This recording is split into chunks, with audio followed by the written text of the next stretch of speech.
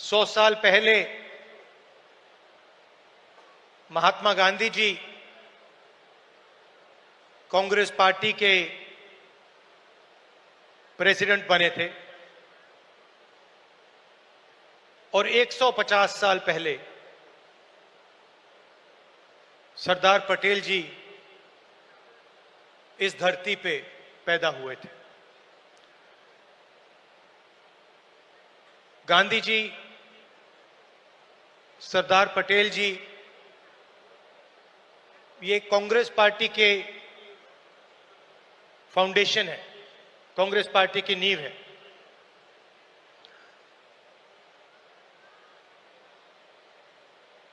भाषण का मेरा एक प्लान था,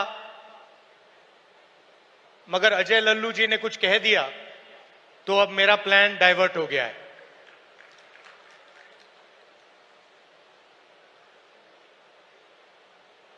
अभी उन्होंने कहा कि मैं पिछड़ों के लिए, दलितों के लिए, आदिवासियों के लिए, गरीब लोगों के लिए काम कर रहा हूं। वो सच है, मगर उन्होंने बात जोड़ी कि आने वाले समय में लोग मेरा नाम याद करेंगे और जैसे ही ये शब्द उनके मुंह से निकले तो मुझे एक बात याद आई।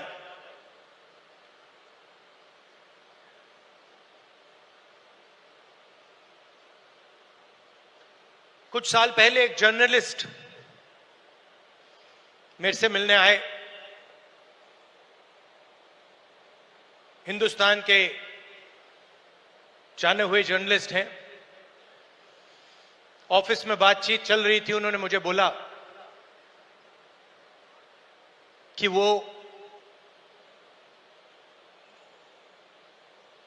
या मुशर्रफ जी या नवाज शरीफ के मित्र थे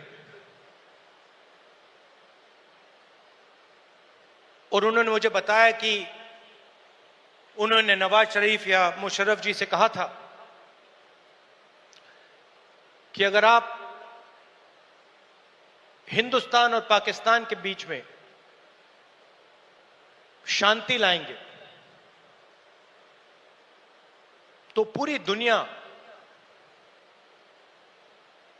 आपका नाम याद करेगी। और उस टाइम जब जर्नलिस्ट ने कहा था, मुझे एक बात याद आई थी। जैसे ही उसके मुंह से ये शब्द निकले थे, मेरे दिमाग में यह बात उठी थी कि मैं छोटा सा बच्चा था, 7-8 साल का, और मैंने इंदिरा गांधी जी से यह सवाल पूछा कि दादी, मरने के बाद आपके बारे में लोगों को क्या कहना चाहिए, क्या सोचना चाहिए? जानते हो इंदिरा गांधी जी ने क्या जवाब दिया, जो मुझे आज तक परफेक्ट जवाब लगा।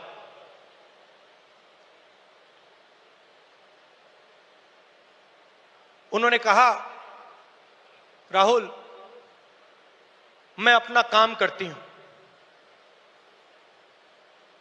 मरने के बाद लोग मेरा क्या सोचें क्या ना सोचें मुझे कोई फर्क नहीं पड़ता है। मुझे इंटरेस्ट अपने काम से है और अगर पूरी दुनिया मेरे मरने के बाद मुझे भूल जाए वो भी मेरे लिए मंजूर है, अगर मैंने अपना काम पूरा किया। तो यही मेरी सोच है। लोग क्या सोचेंगे क्या नहीं सोचेंगे मुझे कोई फर्क नहीं पड़ता। सच्चाई क्या है और मुझे क्या करना है वो मैं करना चाहता हूं।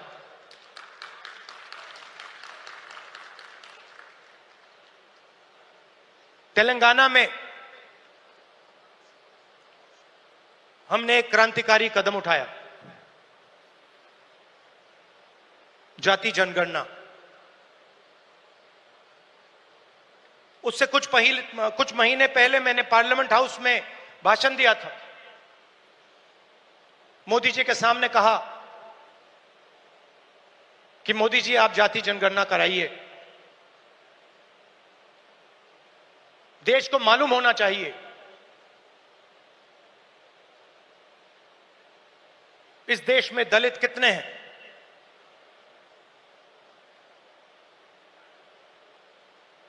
पिछड़ा वर्ग कितना है,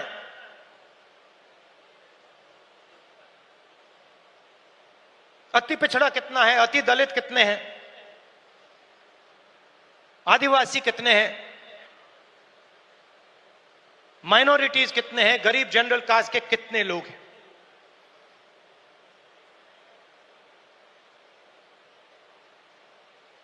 और मैं सिर्फ जाति जनगणना के पीछे नहीं था। जाति जनगणना एक कदम है, मुझे यह पता लगाना था कि इस देश में किसकी कितनी भागीदारी है।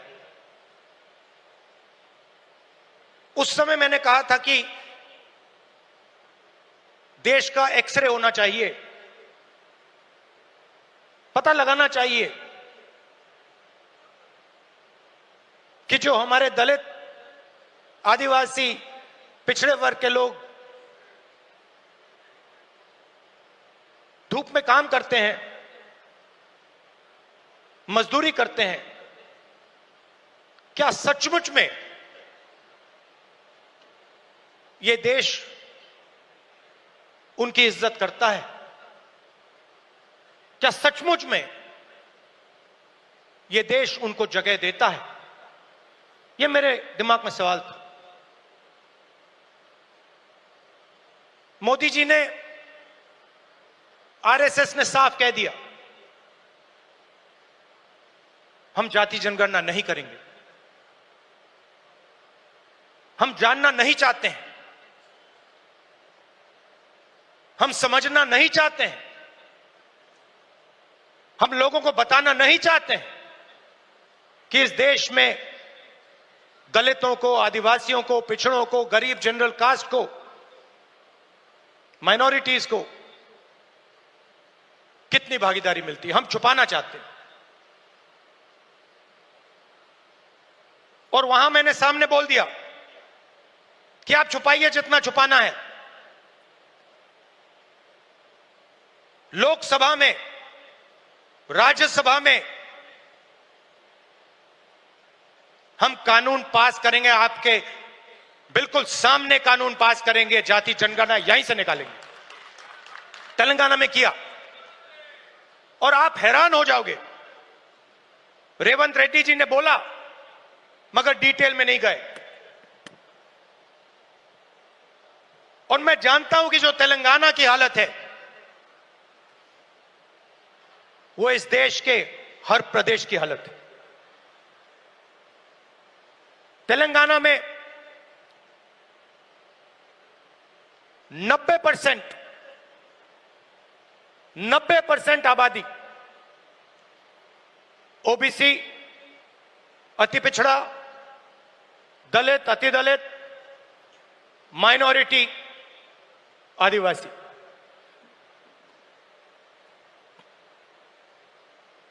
तेलंगाना का कॉर्पोरेट सेक्टर देखिए,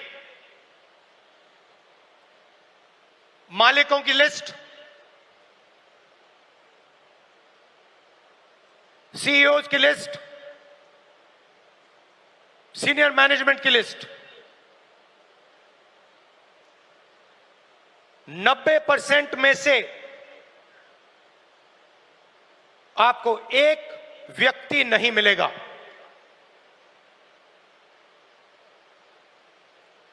नब्बे % की भागीदारी तेलंगाना के कॉर्पोरेट सेक्टर में है ही नहीं।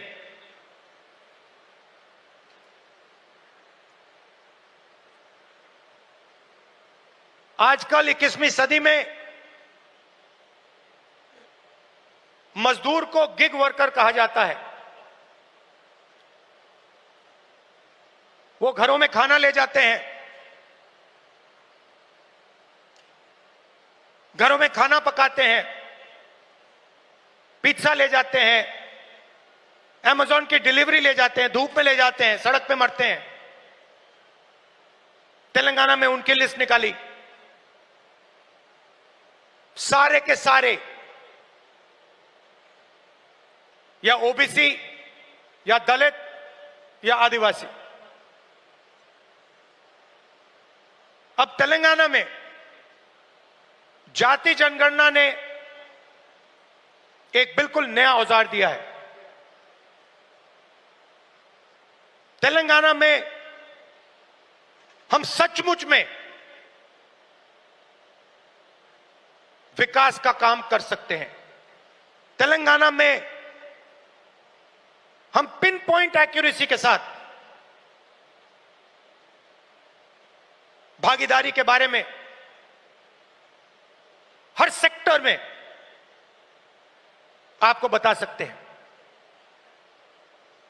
और मैं खुश हुआ कि जाति जनगणना होने के एकदम बाद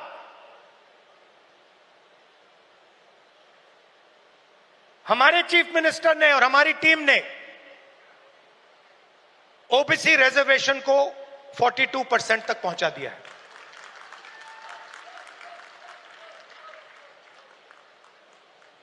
हम सुपर पावर की बात करते हैं,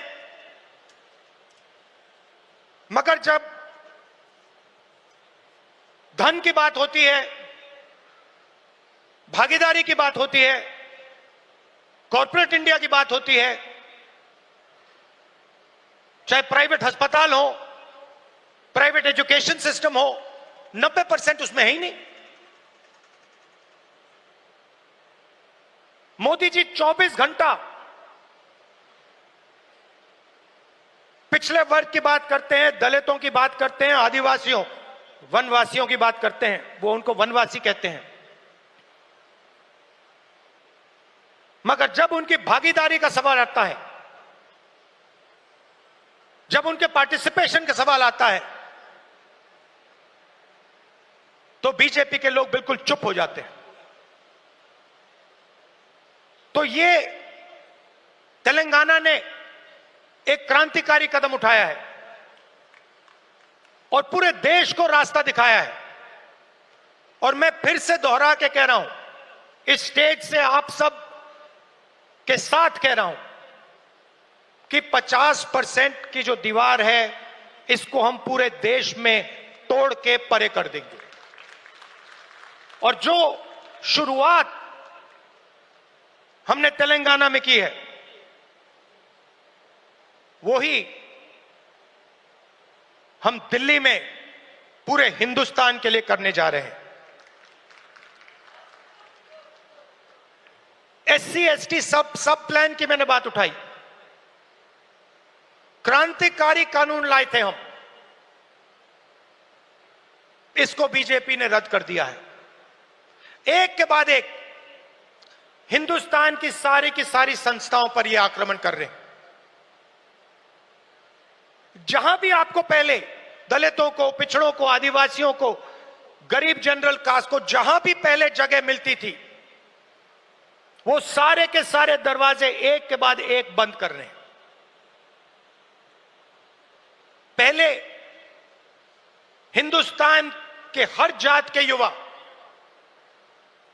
सेना में जा सकते थे, पेंशन मिलती थी, शहीद का दर्जा मिलता था, एक्स सर्विसमैन स्टेटस मिलता था।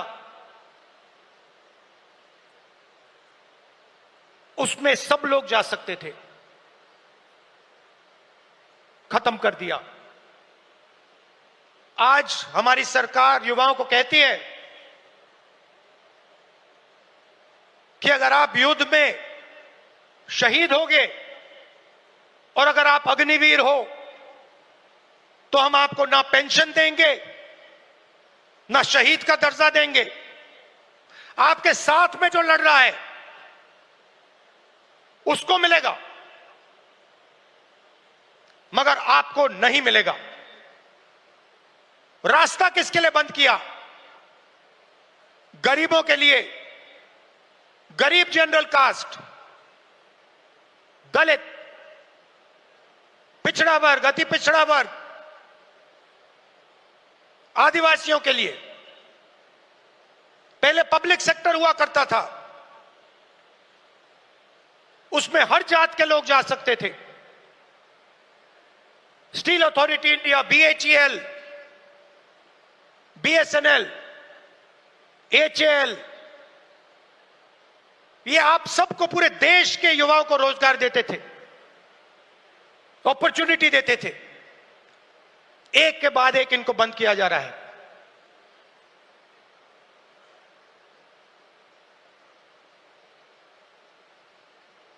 और किसको दिया जा रहा है? अदानी और अंबानी को। आप अदानी जी की कंपनी की लिस्ट निकालिए, मैनेजमेंट टीम की लिस्ट निकालिए, अंबानी जी की मैनेजमेंट टीम की लिस्ट निकालिए, बाकी कॉर्पोरेट्स की मैनेजमेंट लिस्ट निकालिए, आपको एक दलित, एक आदिवासी, एक पिछड़ा वर्ग का नहीं मिलेगा। तो 90% का कुछ बचा ही नहीं। 90% के लिए मजदूरी, बेरोजगारी, और हिंदुस्तान के सारे airport, ports, defence industry, cement industry, जो भी चाहते हैं अदानी जी को। छत्तीसगढ़ में माइन चाहिए, बस्तर में माइंस चाहिए, मिलेंगी। झारखंड में माइंस चाहिए, बिहार में माइंस चाहिए, मिलेगी। बंबई का एयरपोर्ट चाहिए, ले लो। लखनऊ का एयरपोर्ट चाहिए, ले लो। डिफेंस इंडस्ट्री चाहिए, ले लो। HAL को परे करो, BHEL को परे करो, बनाओ जो बनाना है। तो सारा का सारा धन, सारी की सारी अपॉर्चुनिटीज 90% से छीनी जा रही है। पहले नरेंद्र मोदी अमेरिका गए, याद है आपको? गले लगे थे, याद है? इस बार गले लगने वाली फोटो देखी आपने? देखी? कहां गायब हो गई? राष्ट्रपति ट्रंप ने ऑर्डर दिया, जिनको मोदी जी अपने मित्र कहते हैं, ऑर्डर दिया, सुनो, इस बार गले नहीं लगेंगे, इस बार नए टैरिफ लगाएंगे। चू तक नहीं निकली, आज तक गायब है। जनता का ध्यान वहां ना चला जाए तो पार्लियामेंट में 2 दिन ड्रामा चलाया। मगर सच्चाई है कि आर्थिक तूफान आने वाला है।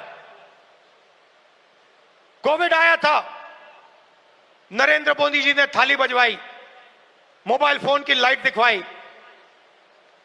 अब आर्थिक तूफान आ रहा है, सामने है। करोड़ों लोगों को नुकसान होगा। 50 साल से सबसे ज्यादा बेरोजगारी आज है। कहां गए नरेंद्र मोदी? कहां छुप गए हैं?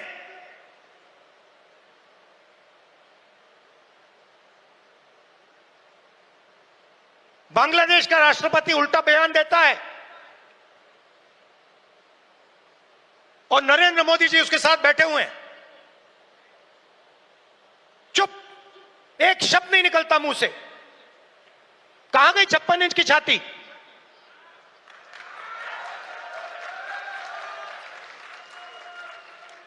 जब प्रधानमंत्री को कहना था, इंदिरा गांधी से एक बार किसी ने पूछा, डू यू लीन लेफ्ट और राइट? मतलब आप दाएं लीन करती हैं, बाएं लीन करती हैं? इंदिरा गांधी जी ने कहा, मैं हिंदुस्तान की प्रधानमंत्री हूं, मैं ना दाएं लीन करती हूं ना बाएं लीन करती हूं, बीच में सीधी खड़ी रहती हूं।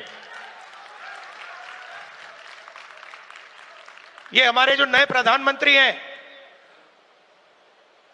ये सीधा सामने मत्था टेक देते हैं। सच्चाई है हिंदुस्तान की, और विचारधारा की लड़ाई है।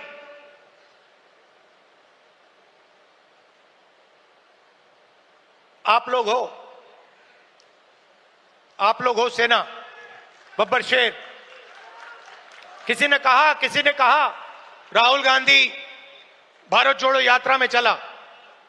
मैं आपसे सवाल पूछना चाहता हूं, क्या आपके बिना राहुल गांधी भारत जोड़ो यात्रा में चल सकता था क्या? तो आपको कहना चाहिए हम सब चले भारत यात्रा में और राहुल गांधी हमारे साथ चला था। आपकी शक्ति है, आपकी विचारधारा की शक्ति हमारी विचारधारा की शक्ति है, और देश आपको चाहता है। देश तंग आ गया है। आप देखना, बिहार के चुनाव में देखना, महाराष्ट्र के लोगों से पूछिए, आपको बताएंगे बीजेपी ने महाराष्ट्र में चुनाव कैसे जीता है। वो आपको बता देंगे किस प्रकार से जीता है। इलेक्शन कमीशन से हमने वोटर लिस्ट, महाराष्ट्र की वोटर लिस्ट हम पूछ पूछ के थक गए। आज तक इलेक्शन कमीशन हमें महाराष्ट्र की वोटर लिस्ट नहीं दे पा रहा है। यह सच्चाई है। मगर आने वाले समय में यहां पे बदलाव आने वाला है। लोगों का मूड दिख रहा है। तो विचारधारा की लड़ाई है। आपकी विचारधारा है, गांधी जी की विचारधारा है। क्या फर्क है इसमें और आरएसएस की विचारधारा में? सबसे पहले, ये कॉन्स्टिट्यूशन जो है ये हमारी विचारधारा है।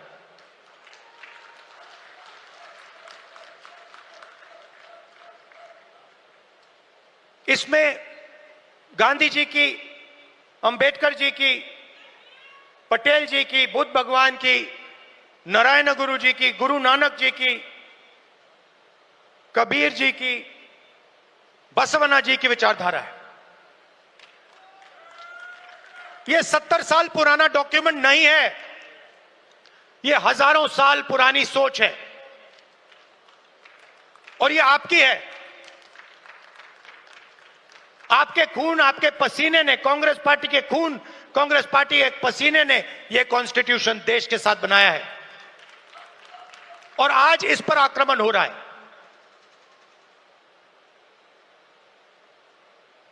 संस्थाओं पर आक्रमण होता है। अग्निवीर, अदानी अंबानी को देश का पूरा धन, यह सब कॉन्स्टिट्यूशन पर आक्रमण हो रहा है। कॉन्स्टिट्यूशन में कहीं नहीं लिखा है कि हिंदुस्तान का पूरा धन 2-3 लोगों के हाथ में होना चाहिए। कॉन्स्टिट्यूशन में कहीं नहीं लिखा है कि हिंदुस्तान की हर संस्था में एक संगठन आरएसएस के लोग होने चाहिए। इस कॉन्स्टिट्यूशन में कहीं नहीं लिखा है कि हिंदुस्तान की सब यूनिवर्सिटीज के वाइस चांसलर आरएसएस के होने चाहिए। इस कॉन्स्टिट्यूशन में कहीं नहीं लिखा है कि हिंदुस्तान की दूसरी भाषाओं को, तमिल को, बंगाली को दबाया जाना चाहिए। कहीं नहीं लिखा है। मगर आरएसएस और बीजेपी रोज इस कॉन्स्टिट्यूशन पर आक्रमण कर रहे हैं, और इनको सिर्फ कांग्रेस पार्टी रोक सकती है, बाकी पार्टियां नहीं रोक सकती हैं। आप देखना, क्योंकि यह विचारधारा की लड़ाई है। जिस पार्टी के पास विचारधारा नहीं है, क्लैरिटी नहीं है, वो बीजेपी, आरएसएस के सामने नहीं खड़ी हो सकती। जिस पार्टी के पास विचारधारा है, वो ही आरएसएस और बीजेपी का मुकाबला कर सकती है और वो ही आरएसएस और बीजेपी को हराएगी। और आजादी से पहले एक बात याद रखिए, भूलिए मत, आजादी में हम सिर्फ अंग्रेजों से नहीं लड़े थे,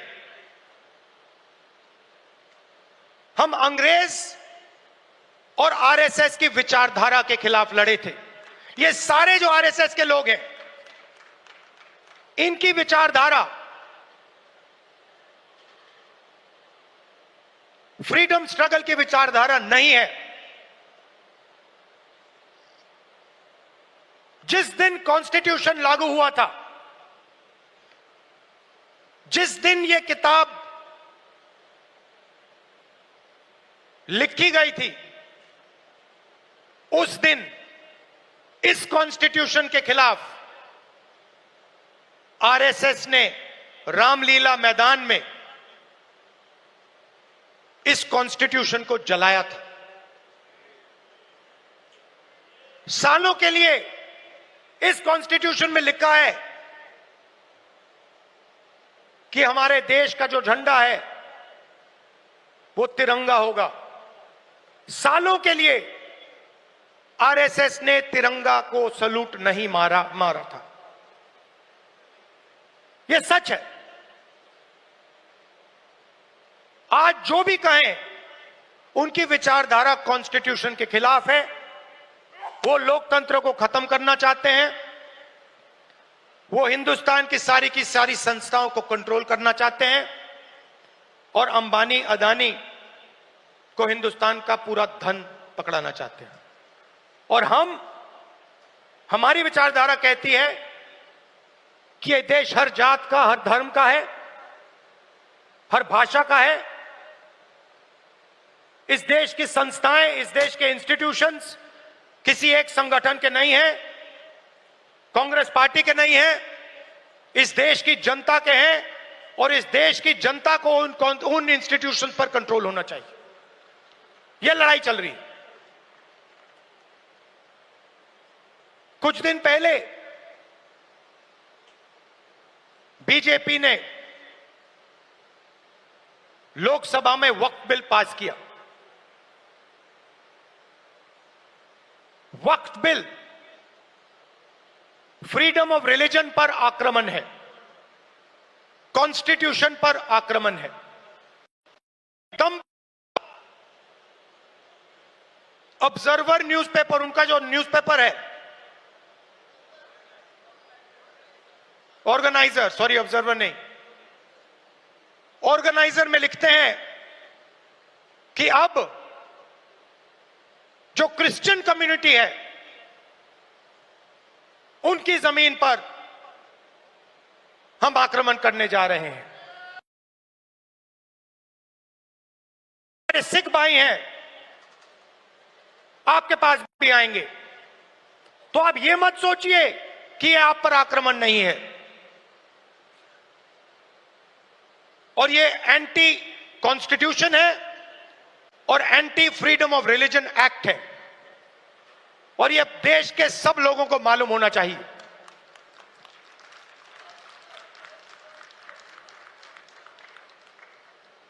तो हम चाहते हैं कि हर कम्युनिटी, हर धर्म, हर भाषा को इस देश में इज्जत मिले, रिस्पेक्ट मिले, जगह मिले। हम चाहते हैं कि यह देश सब लोगों का हो और हर धर्म, हर जात, हर भाषा को इस देश से फायदा मिले। यहां पीछे जूली जी हैं, कहां हैं आप? जूली जी कहां हैं? जूली जी टिकाराम जूली जी कहां है भाई? हाँ, जूली बुलाइए उनको।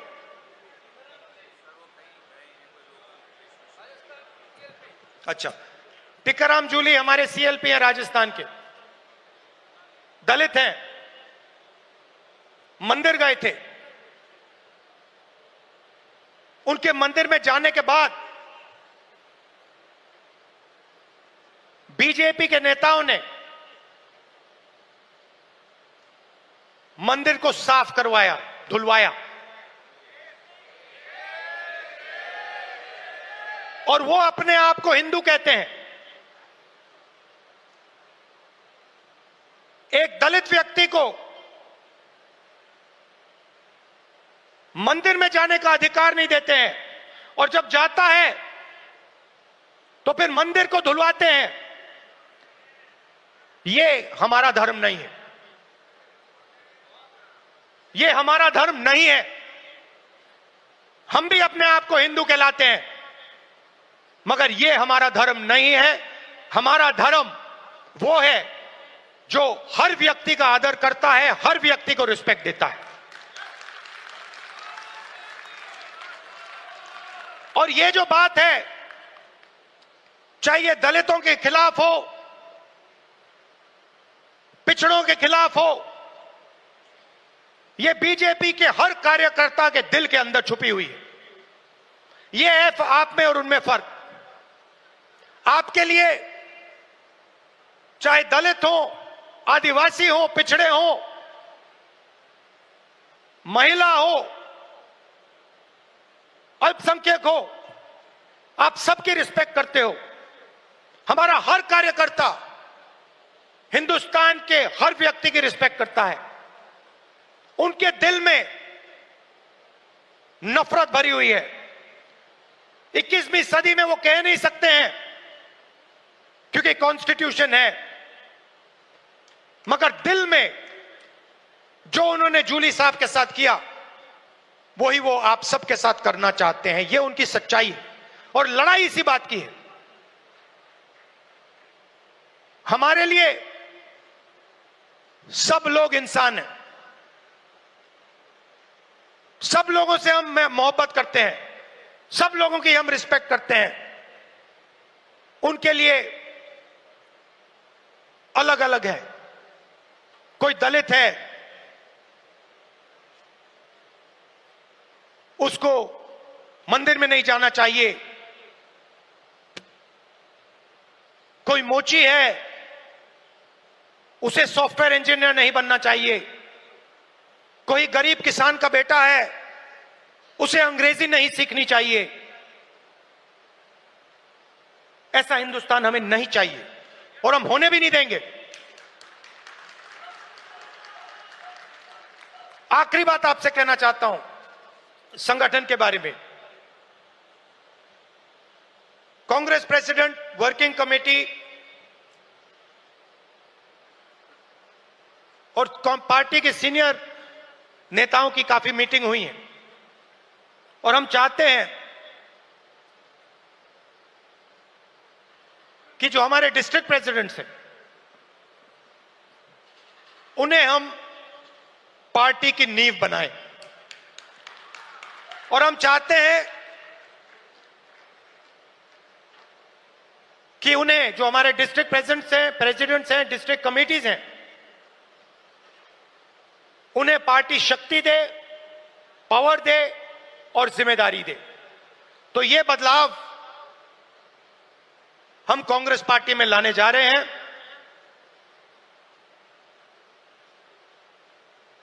डिस्ट्रिक्ट कमेटी और डिस्ट्रिक्ट प्रेसिडेंट को हम पार्टी का फाउंडेशन बनाने जा रहे हैं।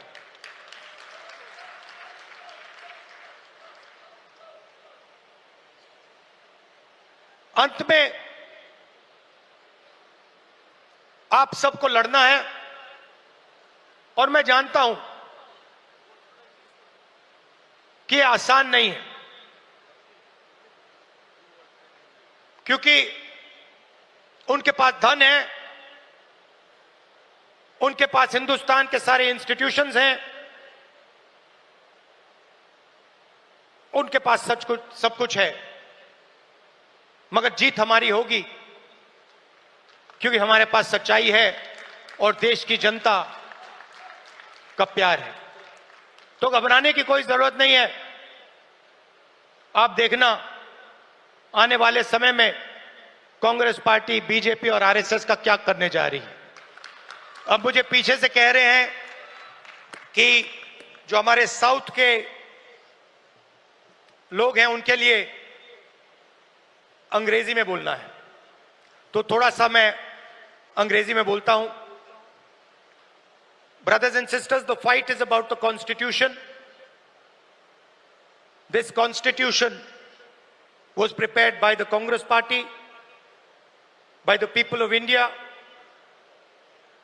by Mahatma Gandhi, Ambedkar, Jawaharlal Nehru, Sardar Patel ji, Ambedkar ji. This Constitution is under attack.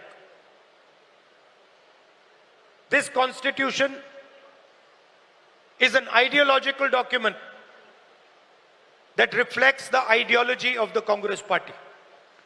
It does not reflect the ideology of the Sangh Parivar or the RSS.